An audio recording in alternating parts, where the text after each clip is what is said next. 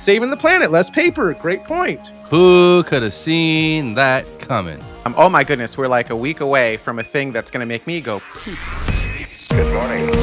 How's everything up in the sky?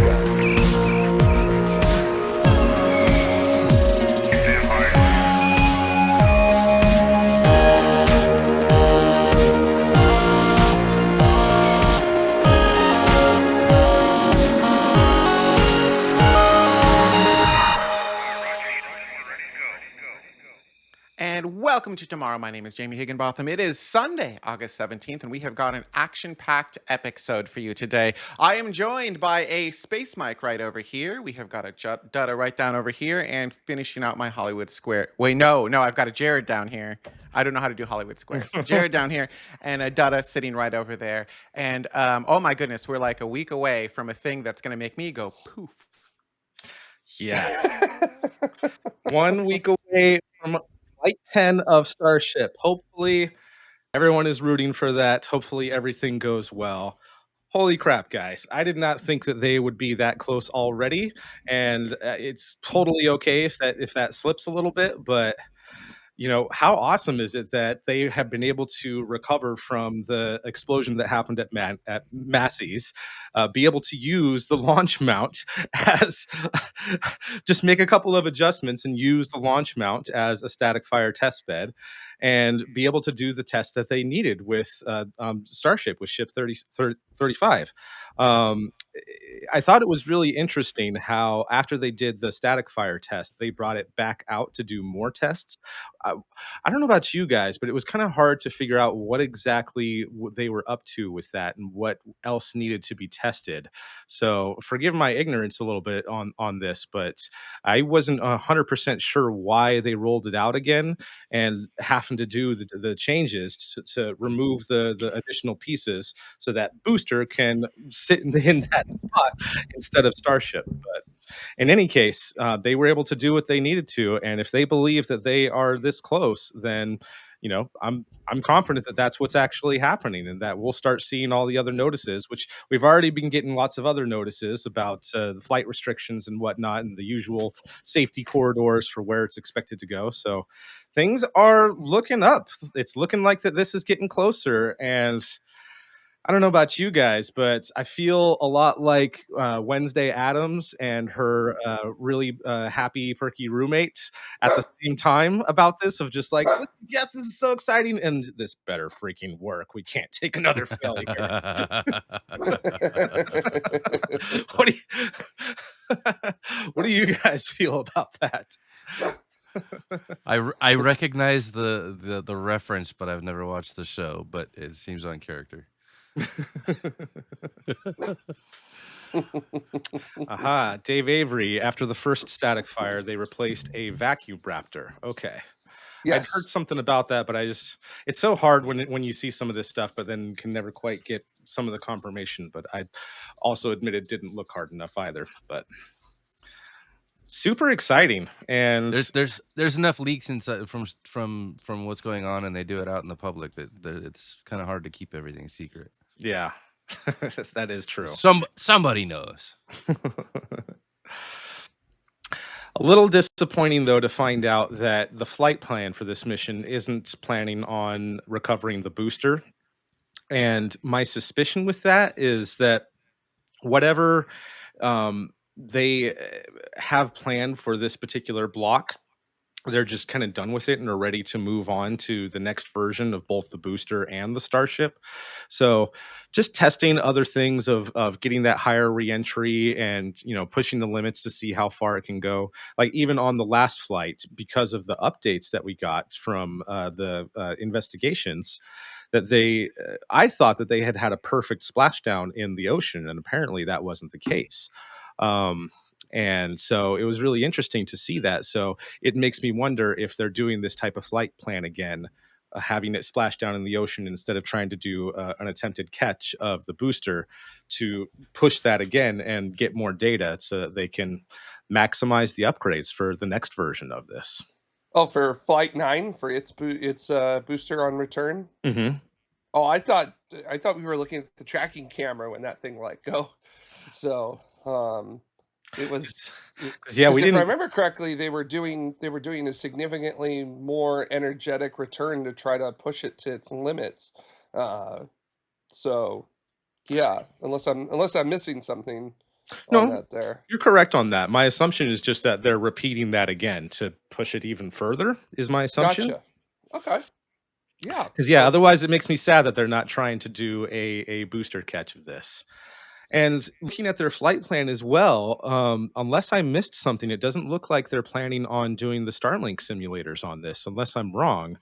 Chat room, maybe you guys can correct me on here.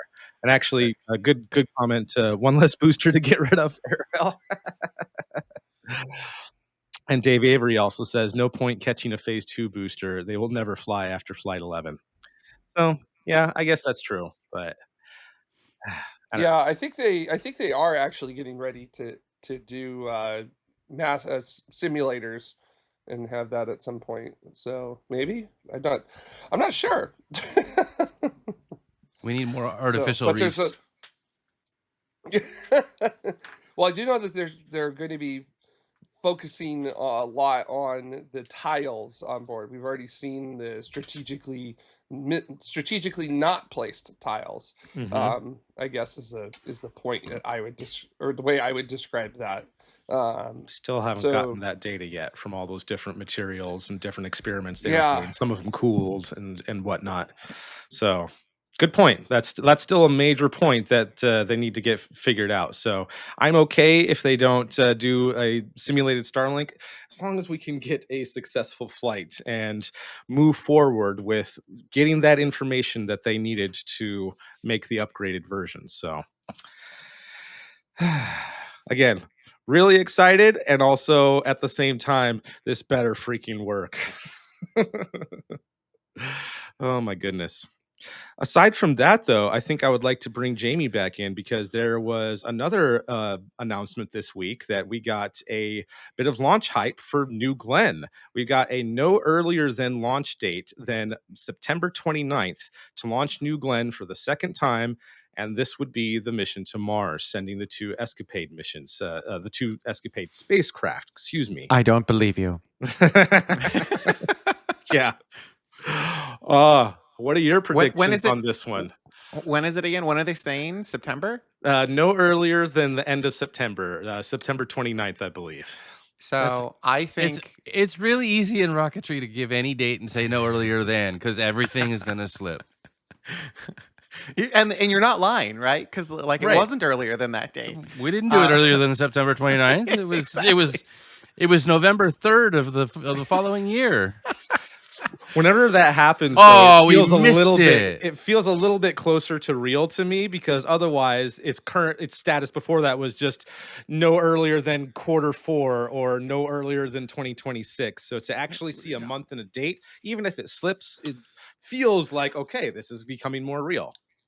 I feel like so everyone gives Elon endless poo over Elon time, right?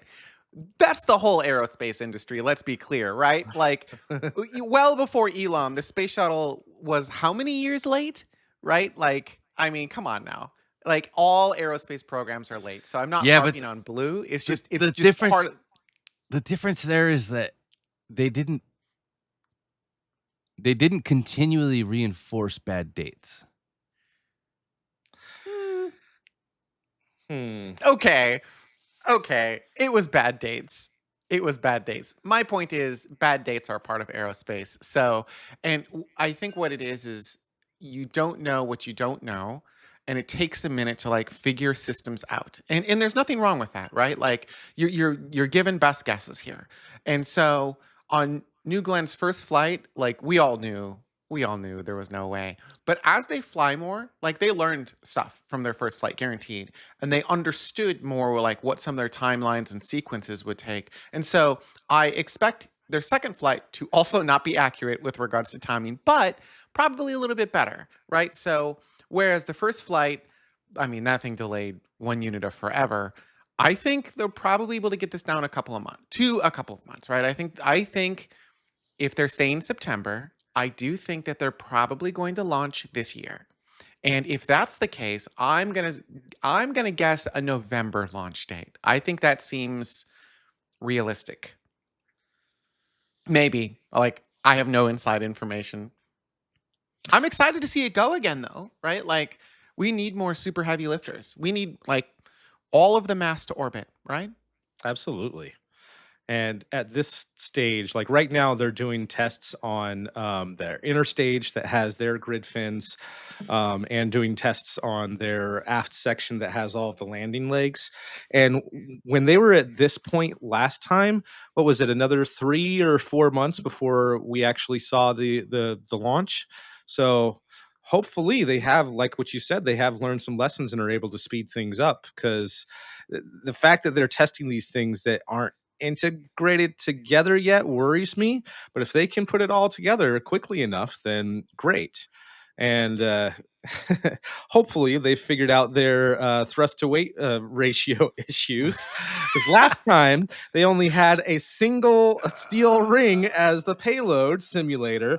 And even though these two Escapade spacecraft are small spacecraft, it's two Explorer class satellites built by Rocket Lab that are based on their Photon. So just an upgraded version of the Photon upper stage kick stage that has its own propulsion. And my assumption is that both of them are going to be used a little bit, at least for course correction maneuvers and things like that. The majority of their fuel is going to actually be used to getting into orbit and getting into a sinking orbit with each other, if they can actually make it that far. But even so, even though they're light and could be launched with 2 Electron launches, again, last time they only had a steel ring on New Glenn and were so slow getting off the pad. So That could just be the thrust weight at liftoff, though, right? Like, that Well, could no, just that be. that could be the engine burn profile that is Yeah. adjustable. Like you, Yeah. it. We're used to space shuttle where you have a certain number of G's at takeoff and solids that have a thrust profile. Let's go! Well, they have a thrust profile built into them, and you're not going to stop it. Whereas with liquids, you can throttle them down. You can change what their thrust output is, so that you can tailor that for your mission. Like one of my complaints about spin launch is that their G profile has got to be absolutely insane and in all of the wrong directions. If Blue Origin has the ability to have a low G thrust profile, that only opens up more customers for them. Yeah, we'll see. I don't know. Yeah, we'll see. 100%. It could be that they throttle down at liftoff to, exactly that, low G. I feel like, generally speaking, you kind of want to clear the tower as fast as possible, right? Because a gust of wind makes a bad day. But, Right, we'll but at see. the same time, the size of that vehicle going through all of those G forces all at once can spell bad things if you're not prepared for that. 100%. And like, I don't know what their profile looks like. I will say there was a pretty hilarious, Dave Avery had a hilarious comment, and I absolutely want to DJ this at some space party coming up. It's called the Aerospace Dance, and it's to the right, to the right, to the right, to the right, to the right, to the right. You just Never move go the whole left. dance floor to the right, never to the left, always to the right. Everybody That's shuffles the out closing the door. party, and that's how you trick everyone to leave.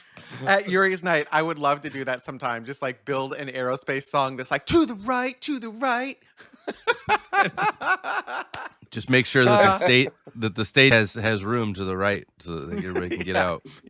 You're just off the stage. they're in one of the other venues. The song will be called Wireless Q4 speakers. means next year. Yeah, Oh, man. 100%. Like, we don't know what any of that looked like. It did look funny, right? Like, to Dada's point, we're all used to, like, at least I was used to solids, right? You light a solid and it's just like, YOLO, let's go. And just New Horizons. Gone. Yeah. Ares See ya. 1X.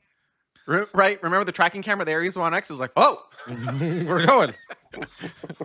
Hey, even this week we got to see Vulcan with 4 solid rocket boosters on it. None of the nozzles fell off. That was great. And yeah, took right off. That's progress. And actually, this is really interesting. Just a unconfirmed rumor, but I do want to share this comment from Joshua Collins. Said, speaking of that, the thrust to weight ratio, I heard from someone who heard from a BO engineer that apparently the way that New Glenn's water deluge was designed caused the incredibly slow thrust to weight ratio for Flight 1, basically caused a pressure vortex pulling it down. That's insane. Just a rumor, but I find that Yeah. really hard to believe. Same. That would be a tremendous pressure vortex. I mean, I could like, I could see where it created a pressure vortex or they had an issue with it, but enough to, man, that's a heavy rocket, man. yeah, And that's a the lot kind- of thrust. Like That's that's the a kind lot. of thing. Mm. Yeah, that would pull your New Glenn not into Kansas anymore with that kind of thrust, that kind of pull, that kind of vortex. Like, holy smokes, that would be tremendous. Yeah, I'd mean, be still- interested to learn more about that. That's a lot of force. yeah. I mean, still could be an issue though, right? Like, I mean, it could be a bunch of contributing factors. I know that, other rockets absolutely look at like, thrust to weight. Effectively, how much thrust are you going to have at that liftoff profile versus what your weight is, and like what that ramp up period looks like. And then it is looking at things like, hey, how long is it going to take to clear the tower? Because you really, really, really want to clear the tower. That's why it's a call out, right? Like, I think they call it out on Apollo. They certainly called it out on Shuttle. Like, one major milestone is getting clear of that structure, because you things can go back poorly in those first few seconds. You don't want to go sideways. You don't want to go sideways. There are a lot of things that can make you go sideways. A gust of wind, you gimbal over, you start just, right? You get a gust of wind pushing you against the structure. All your engines gimbal at the structure and start burning the structure on the way up. Like, things to think about. Look at all the rockets recently that have done power slides and gone sideways. There are more than I thought. Yeah, And they're all lucky that it didn't go right into the tower. It went the opposite direction. Luckily. Well, and now they've got the lightning net around all the rockets, so they've got wires that are there to guide lightning. Like, you don't want to run into that because you're gonna snag. And like, one of the things that Shuttle did, or that they did for Shuttle after the first couple of flights, was they had to add a deluge system for the solid rocket boosters. They didn't initially have it underneath the nozzles for the boosters themselves, and the acoustic shock from the boosters igniting actually knocked tiles off of the shuttle. So there is some amazing. The hell? It was a funny joke. Okay. Flight one. It was a Flight 1 joke. Got it. There are, yeah. If I have to explain it, it's not funny. Keep going. There are some amazing acoustical anomalies going on, and maybe that's hard to understand at first, before first flight. But they actually slung buckets or tarps full of water underneath the boosters so that when they go off, that water helps dissipate that acoustic shock and damage to the vehicle. I mean, I'm not saying that the rumor that Josh brought up isn't true. I'm just saying it's weird forces, and I'd love to learn more about that. It worked really well too. Yeah. Jared, what are your predictions? Do you think that these two missions are going to go off perfectly fine, or are we going to see a mixed bag? I love Jared's answer. All right. Cool. Great. Neat. I feel like I've been cruising to the outer solar system for so long. We're talking about Escapade and Flight 10. I just want to make sure I'm talking about the right flights here. I don't want to say my brain turned off, but I definitely went through a cruise phase there. So great. Glad you're on camera, Jared. This is great. Thanks. Yeah. Well done. On autopilot. Awesome. Hey, do you think Escapade? So for Escapade, obviously, I'm hoping that's going to go well. We want more vehicles at Mars, as we're finding out, because we might not have as many as we were expecting. So it would be nice to have some extras there. And I believe Escapade, aren't they going to be orbiting Mars? I believe I think they're going to be orbiting Mars, but in a very low, perigee, high apogee, or whatever the Mhm. correct terminology is for Like a Molnia Mars orbit. is. Yeah, like a really like an actual like the kind of orbit you would do science in, I guess is how I would describe it. So yeah, obviously I'm hoping that goes well. And Blue Origin had a good solid first launch with New Glenn, and still haven't seen cool videos of it, right? Like I still like, which is really weird because I was honestly expecting a cool video before the launch, after the launch actually, and then we would see the launch, which is usually how it works at Blue, which is that you find out after the fact. I guess with New Glenn, it's too big, you can't hide it. But uh, moving on to Flight 10. I'm really hoping for success for SpaceX on that, simply because it's been a long time since success has been a thing. I mean, yeah, there's flight testing and there's flight testing, but there's also like making progress on your flight testing and going from, you know, suborbital trajectory to blowing up at your test pad, your testing area, not exactly progress. So, yeah. So, it's I I don't feel like we're quite at make or break yet for this program. Uh, but the past couple flights have exacerbated that. The pad explosion was definitely one of those, you guys know how to make rockets, right? Kind of moments. And not amongst us who are actually involved in the industry. We know this is really difficult to do. Um, but for a lot of people outside of it, it was very much a, are you sure? Kind of moment for them. We're not going to be Uh, at make or break until Elon's bank account starts getting smaller. I was just about to say that, which is that there's enough money that make or break may not actually even be a thing for SpaceX, but you know, Artemis is something that the current administration is really gung ho about making happen by any means possible, and yeah, I'll just kind of leave that little nugget there, seeing that the human landing system is kind of an important part of making that happen, and there's some testing that has to happen with that still, and there's a vehicle that still has to happen with that as well. So we'll see.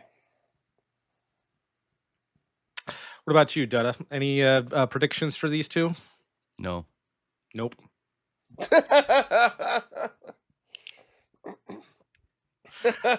I predict that both will launch, and who knows the outcome.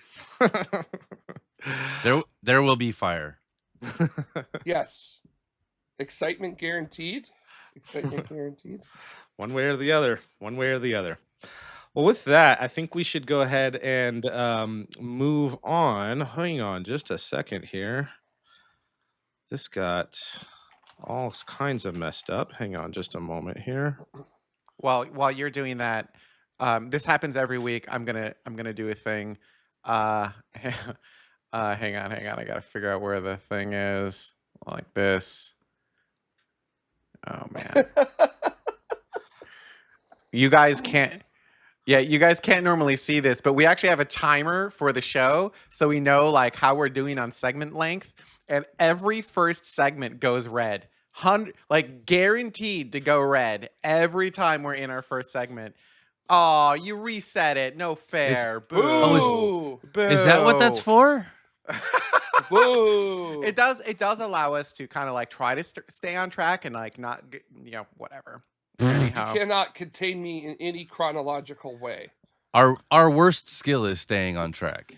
I am, yeah, that's true. I really want to push back against Jared, but it's going to go into Company X, and I probably shouldn't. But I will say this. I will say this, and I will leave it vague. I will leave it vague. It is better to learn your lessons on the ground than it is in the air. So, guys, You know we what? had some really weird policy stuff this week.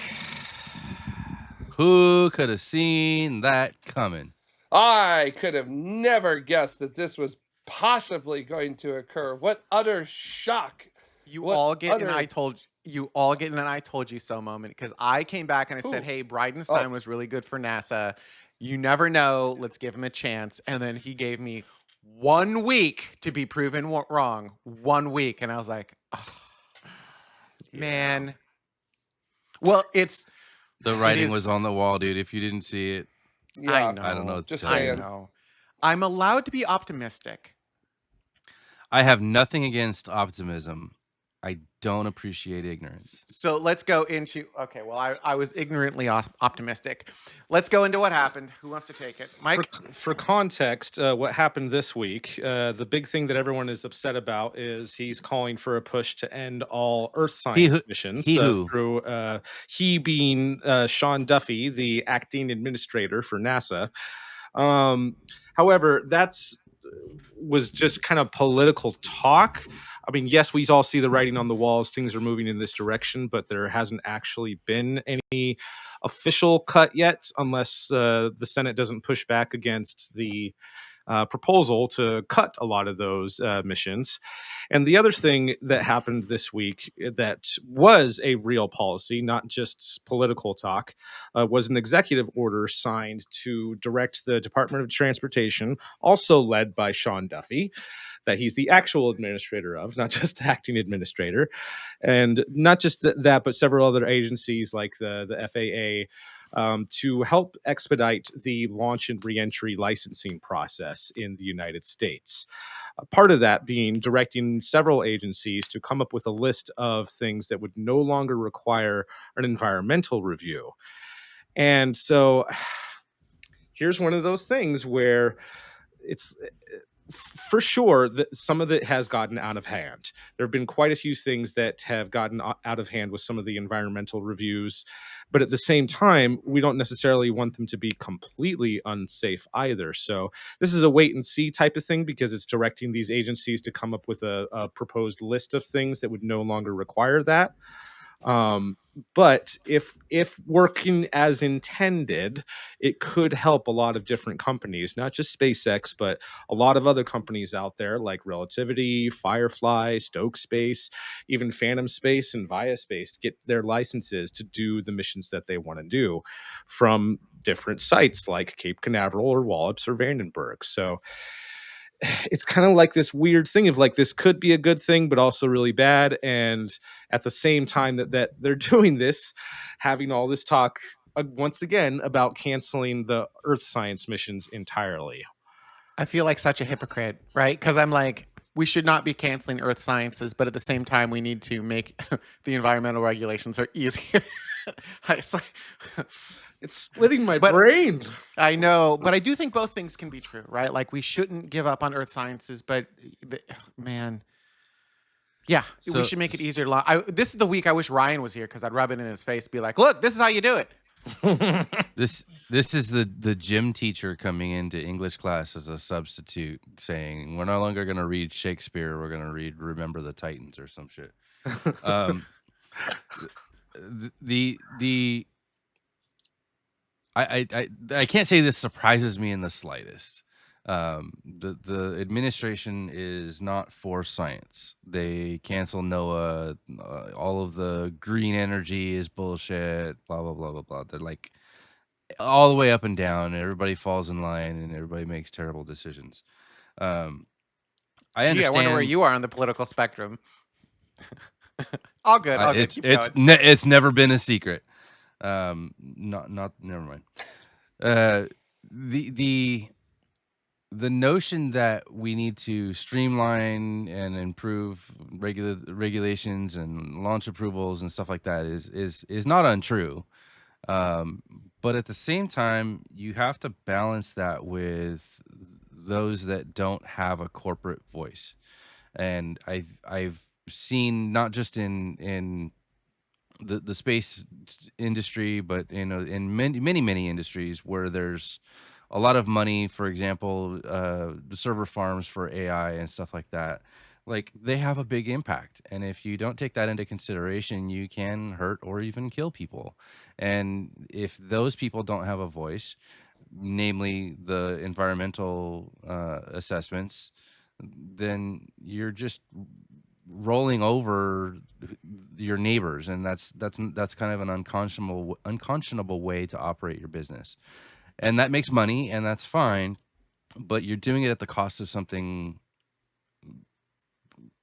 relatively intangible, I guess is like businesses Oh, don't care about neighbors, and eh, I think it's more than that though, right? Like but I think what you're saying is correct and noble, right? Like you don't want to hurt people.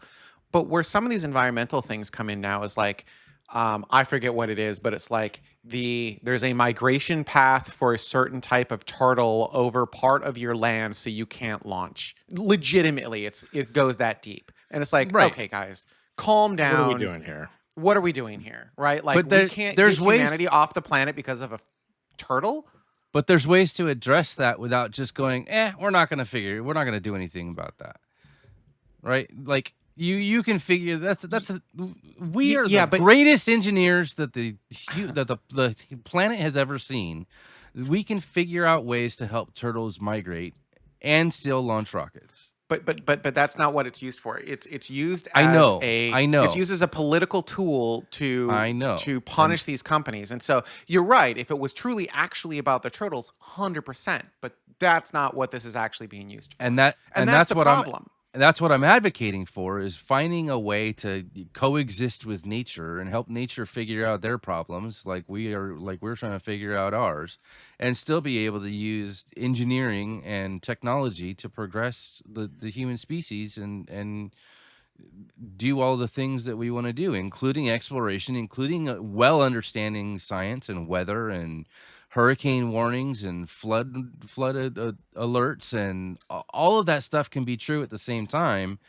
But the problem is this administration doesn't want those costs to come from business. They don't want to have to be restrained in all of the things that they want to do, and so I disagree with your analysis. Oh no, okay, sorry. I'm sorry. I shouldn't have interrupted. Continue, can you finish your thought? Your interruption is fine. It's that I fail to see how it's not more plain.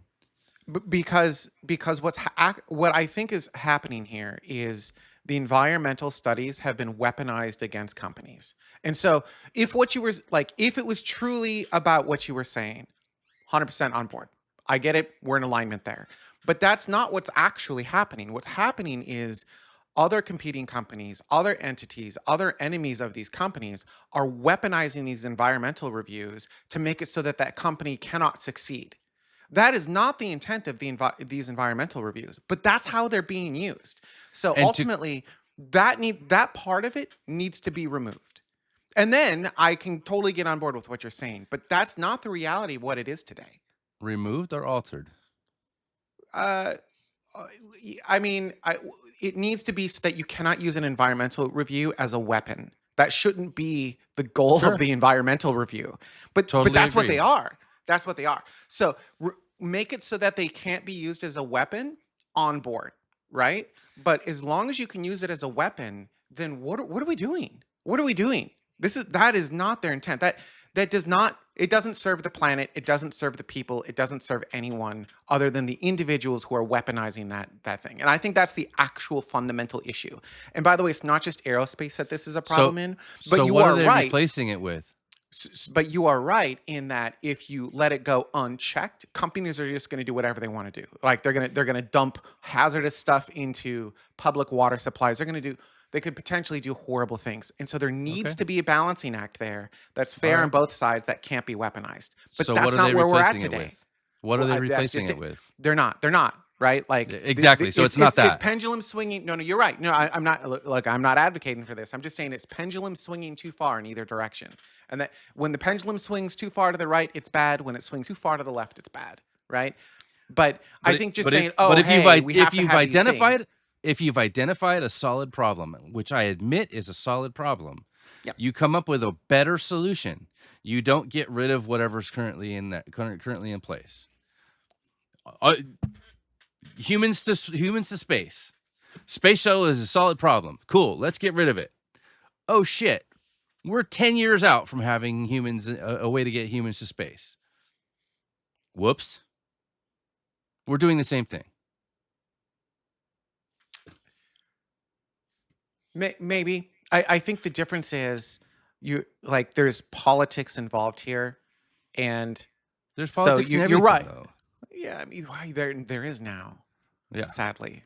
I mean, Yeah. I feel like actually Case kind of has a good point. It's something that I was kind of getting to is, I don't think companies actually are evil or want to do bad, right? So, um, this isn't the beginning of the industrial revolution. Most companies want to be a scene. Basically, companies don't want bad press. Companies don't want to get caught doing bad things. So generally speaking, they're not going to do the horrible things. There are except that's the right head movement, Jared. 100% that's the right head movement. Because it's like broad strokes, broad strokes. But then you're going to have a few that are just like huge problem makers, and they're going to create huge issues. Huge issues that companies will do everything that they can get away with doing to make money.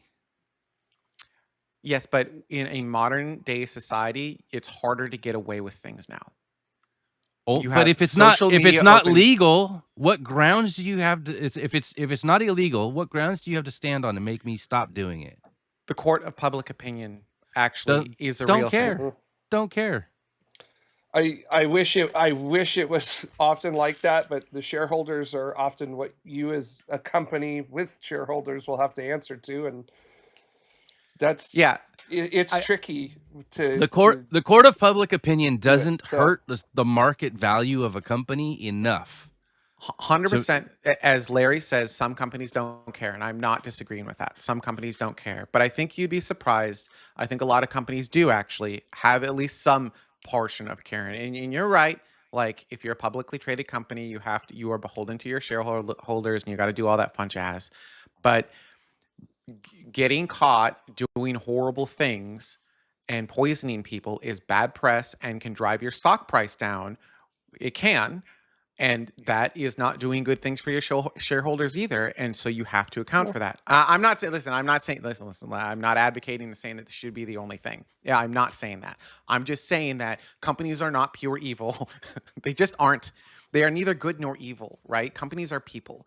And so like we all live in this stuff together. I'm not saying that getting rid of regulations is necessarily the right thing. However, the regulations as they sit today are not right either. And so there needs to be a middle ground. There don't just disagree. does. I don't So, disagree, and I but think that's this where is we're not at. this is not what we're stepping into. I actually fundamentally don't know what we're stepping into. Like, I don't know how much it's getting stripped back. And from my understanding, too, again, this is just coming up with a list of things that wouldn't require that.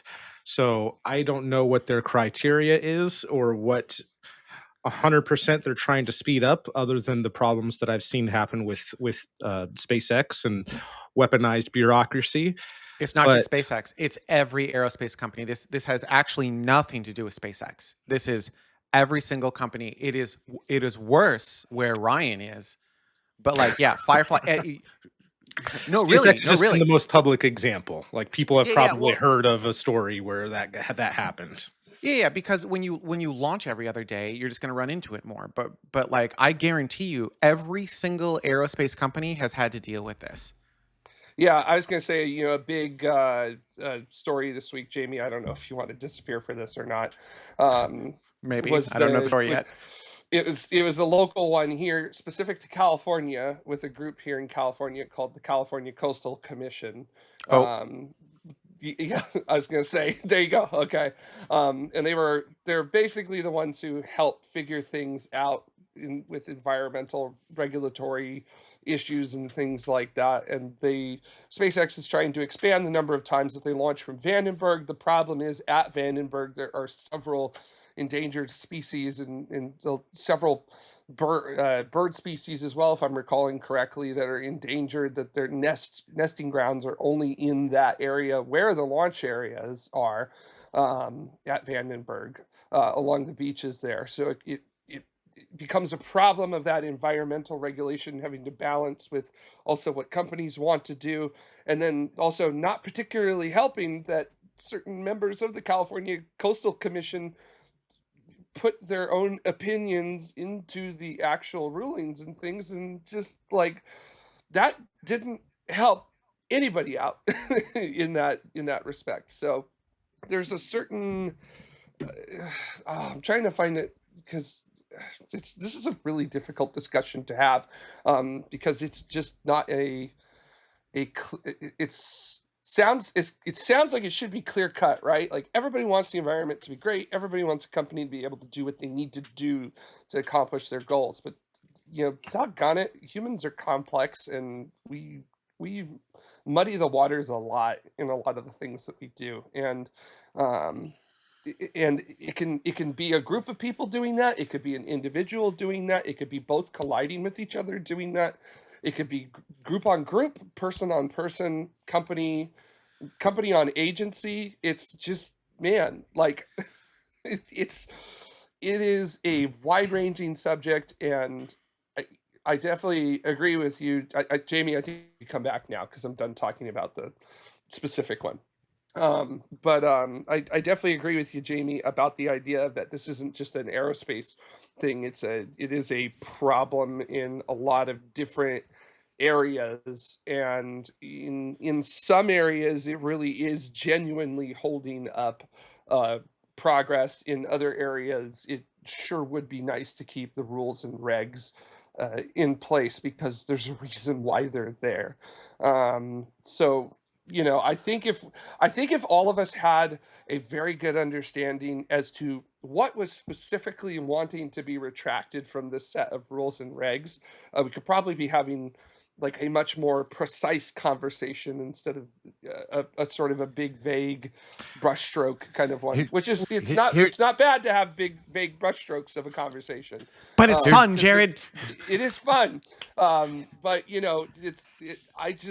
I personally don't know what's up with this specific set of regs that they're going to want to modify, and just how much or how little they're going to be getting rid of with it. So other thing that the collective government and all of their departments and administrations and all of that collectively have more experience than any business in the United States.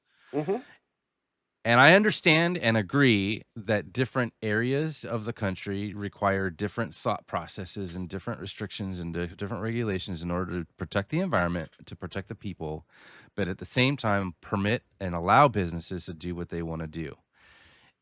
What these kinds of regulations do is create a common framework in which everybody can work inside of, in order to be able to promote their business and at the same time preserve our environment, which is precious. And for many reasons, if we just go trampling through the roses, they're not going to grow back, as we've seen with climate change and all that, which, you can agree or disagree that that's a thing, but that doesn't change the science. And if everybody can come up with, if we can come up with a framework inside of which everybody can work with equal opportunity to follow the rules, with equal application of the rules when they're broken, and equal punishment for not adhering to the rules, I think that would be okay. Nobody's gotten there yet. But just removing the rules, or removing a department that controls the rules, or not wanting to fund the science that helps us understand what those rules should be, is the wrong step, and it's a step too far in the wrong direction. I get it. The system's broken, but like all of the rest of the systems in our government, that doesn't mean you just throw it out. That means you go back and reform it. It's funny, I half agree with you and I half disagree. I half agree with you, like we should absolutely keep NASA Earth Sciences, period, hard stop, right? Like there's no but, there's no whatever. We should absolutely keep and appropriately fund it. And appropriately funded. Yep, absolutely, Yeah. period, hard stop. Neither of which we're doing this administration. But the hypocrisy, and I'm telling you, I'm being a hypocrite here, is we also need environmental reform on these policies so that they can't be weaponized.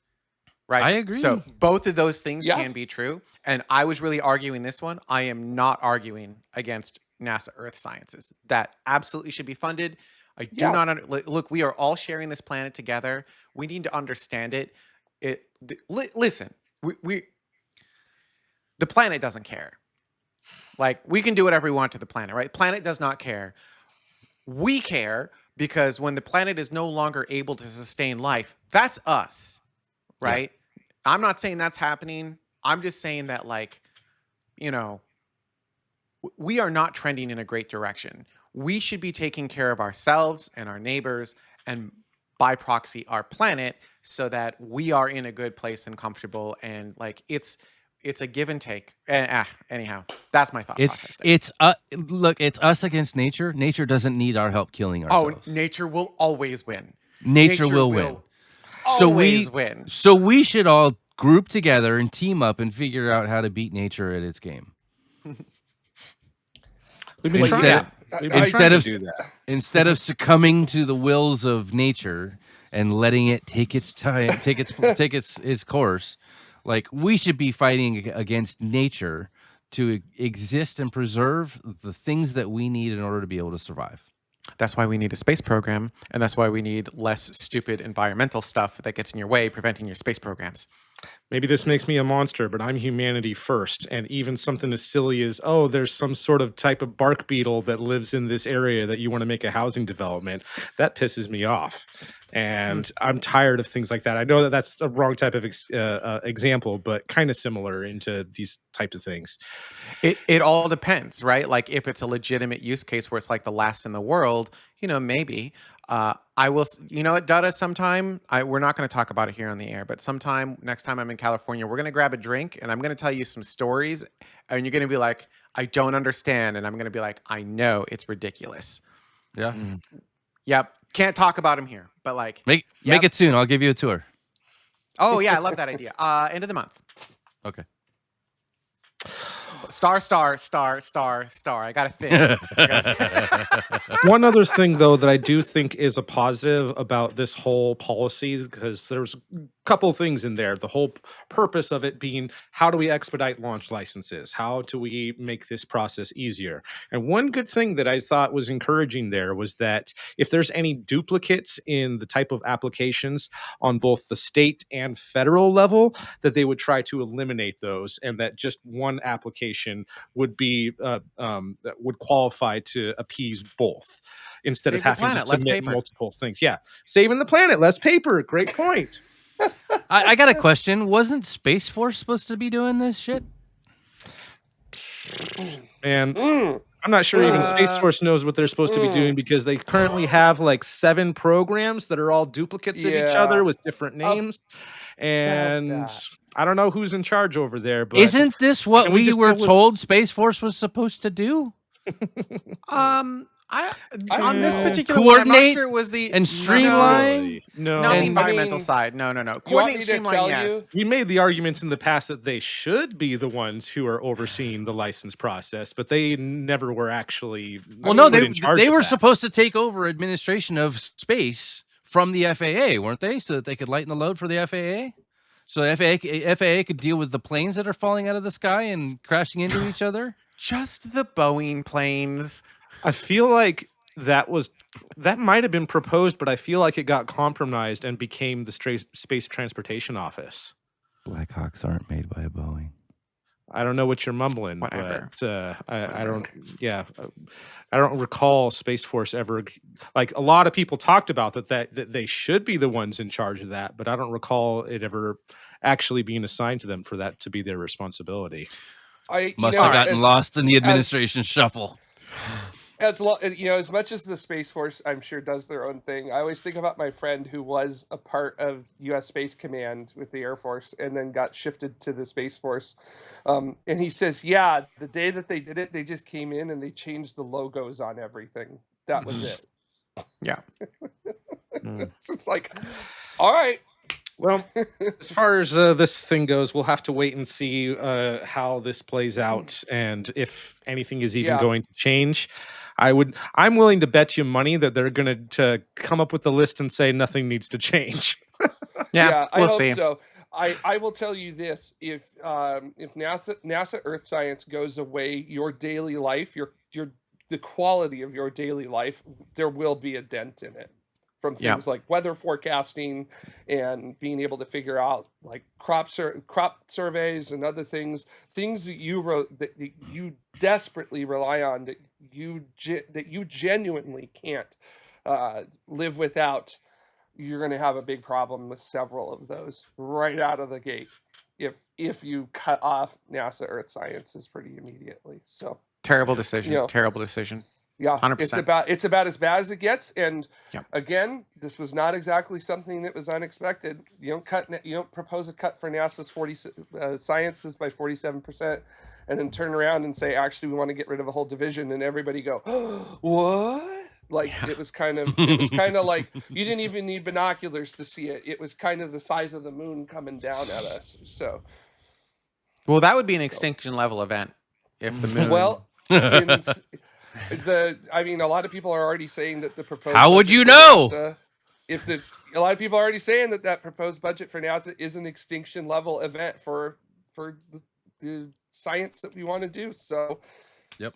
To me, it seems like a appropriate metaphor, and that was just for the budget proposal. If we're going to get rid of a entire division as a whole, is there something beyond an extinction level event? Let's pick this up in After Dark because I think it's time to move on. But I would love to talk about like, okay, cool. Yep, this isn't great. But also, why does it have to be NASA? Why can't it be some other country somewhere? So we're pinning that. We're pinning that until After Dark. We can talk about that. I knew. I could Yeah, see good it. point. Why is it our job? Yeah, why is it our job? You guys are Pin. helping out. Pin because I watched Jared go. All right, some questions. Jamie loves pulling the pins on grenades. But yeah, Primed and ready to go. So yeah, again, just a proposal, but to kind of explain a little bit, Blue Origin, Rocket Lab, and a bunch of other companies like Lockheed Martin, Aerojet Rocketdyne, Northrop Grumman, and another company I've never heard of, something called Whittinghall. I haven't heard of them either. Them in quantum space. I think I've heard of quantum space, but I'm not 100% if this is the same one that I was thinking of. Last year, they were given a contract by NASA for $1.5 million each to study their Mars sample return plan. And part of that whole study was also having some sort of communications orbiter that would go along with it. So even though they were all aiming for doing the Mars sample return thing, having a Mars telecommunications orbiter was part of their proposals and part of their study. So Mars sample return is a bit up in the air, but Mars telecommunications orbiter is definitely a thing to have something that could take over for the satellites that are currently offering all of our communications. They were never intended for that purpose. The Mars Reconnaissance Orbiter is a science mission that we're still using as a communications relay satellite, and it was never really meant for that purpose.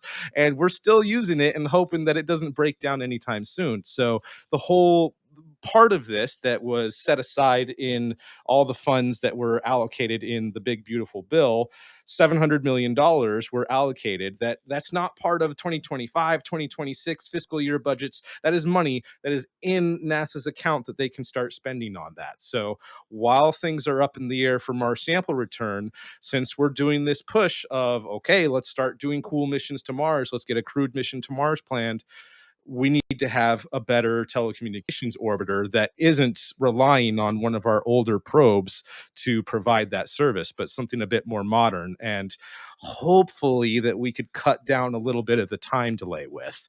Probably not much, but unless they're using laser communications, but even then they would have to launch even more satellites to get that to work. Anyway, this is a thing, though, and I'm happy to see that Blue Origin and Rocket Lab, without having even gotten selected, without NASA even putting out their request for proposals for just this segment of this mission of providing communications, and they're already pitching their ideas with Rocket Lab and Blue Origin of here's how we would do it, although I'm sure they've only told the price to folks at NASA themselves. I haven't seen any public estimates of what their missions would cost, but still cool to see. That is pretty cool. Yeah. I don't think there's going to be any change in latency. Speed of light is speed of light.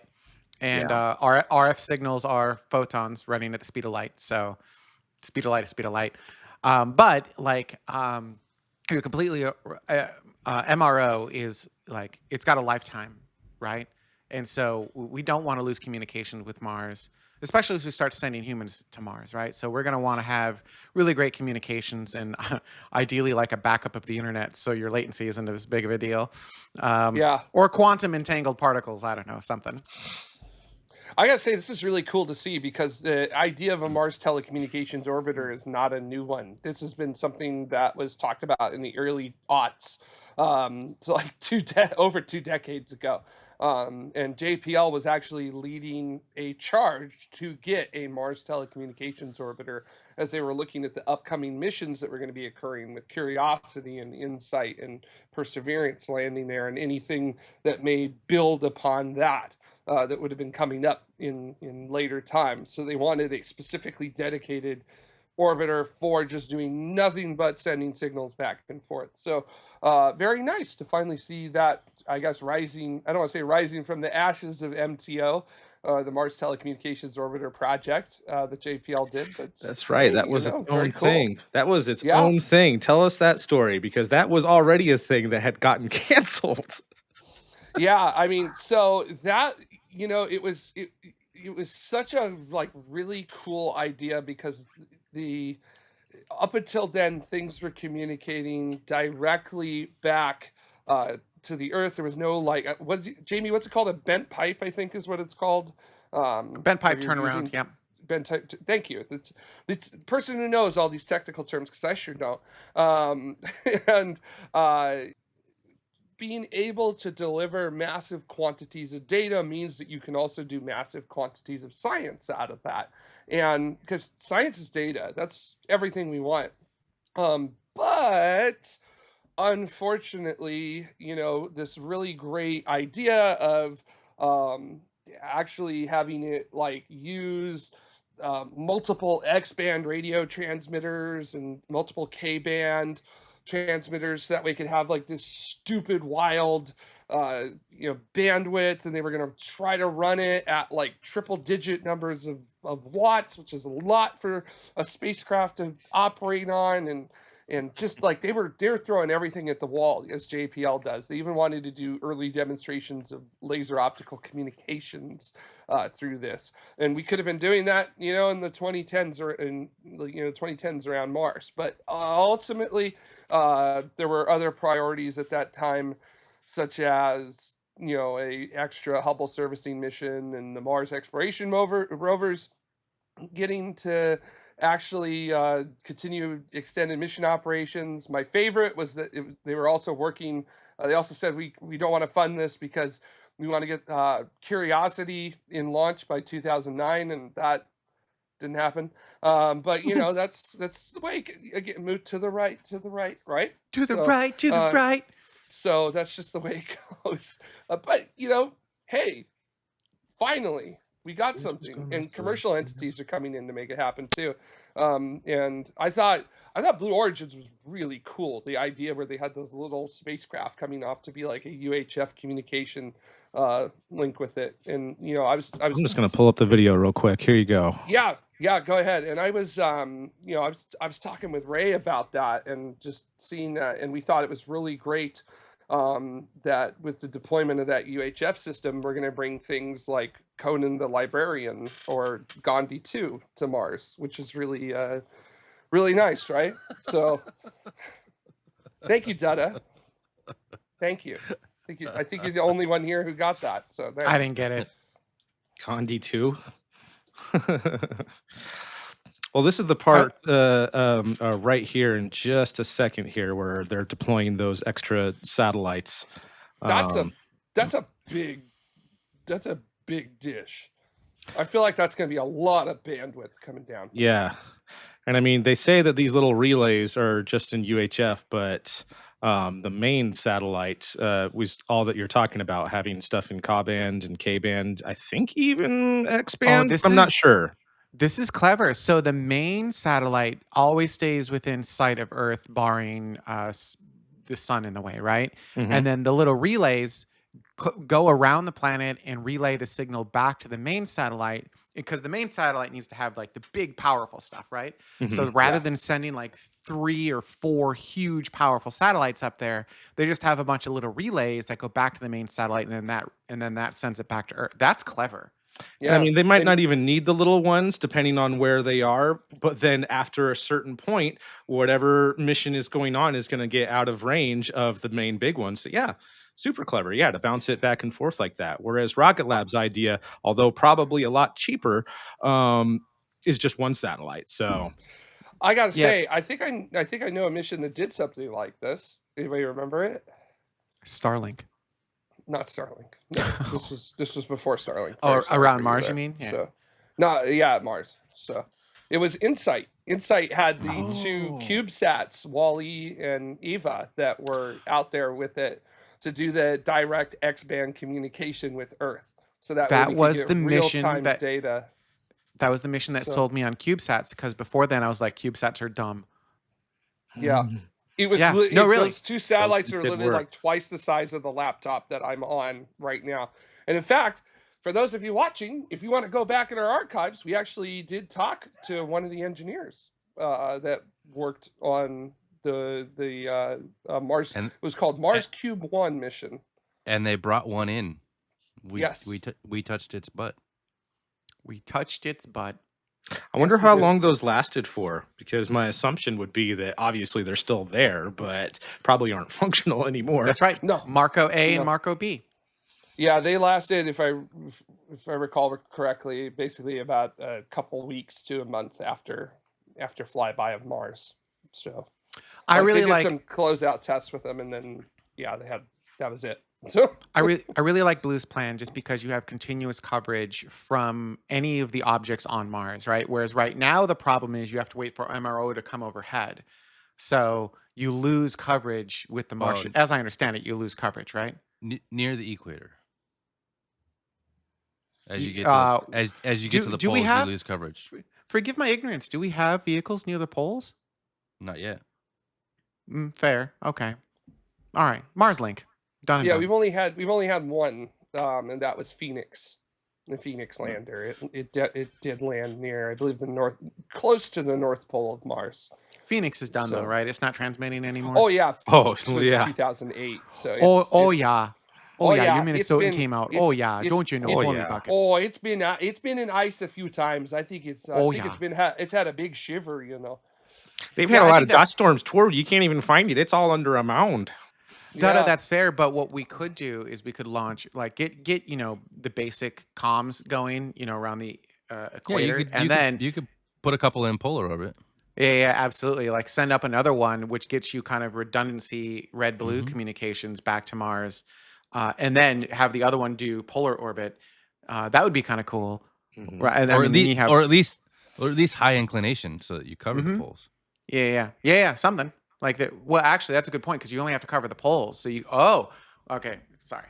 So- I just- So can Jamie, can you pitch this to your colleagues? I would like to see the SpaceX advertisement for MTO, where it's just a Starship deploying like 20 version 3 Starlinks to come up with Mars Link, and then everyone will favor that plan instead. Yeah, can you pitch that for us? No, so I actually do think Not your competition here is department? good. Not my department. I do think competition here is good, right? Like let's let a bunch of people and a bunch of things go. But no, I shouldn't say that on the air. Okay, I do want to say that it's there are. it's a personal opinion, but it can sound like it's coming from a spokesperson of the company, which I am not, and so I'm just not going to say it. But like, yeah. Fair. There's. Fair. I do want to say that there are 5 spacecraft, a part of what NASA actually does term. They call it the MRN, the Mars Relay Network, and that is Mars Odyssey, Mars Express, Mars Reconnaissance Orbiter, MAVEN, and ExoMars Trace Gas Orbiter. So we've got 3 NASA orbiters and 2 European Space Agency orbiters that are providing that relay network at Mars. I'm going to build a commercial version of that and call it MCRN. That's crazy. We're still using Odyssey. Didn't that launch in like 98 or something like that? It's 2001, but Oh, okay. but still, like, dang. Still. So that thing's going. So Before we close up, I did want to thank Dave Avery, as always, week after week. We should probably put him on the. How much is it to become a what's it called? Your Escape velocity. 3 plus or whatever, or escape velocity. No. Escape velocity is like $20 a month, right? So if we do 4 He's- shows and he does, he's got to be at escape velocity level. He's ground support, but if you add to his Yeah. ground support contribution the money that he puts into gifting memberships, that would Yeah, we gotta. All right, bump him so up. We're gonna figure out uh, how to promote you. well, we can't promote him in the system. YouTube doesn't let us do that, which pisses me off. But what we can do is Space Mike, are you the one making the slates each week? Because I haven't touched him for a minute.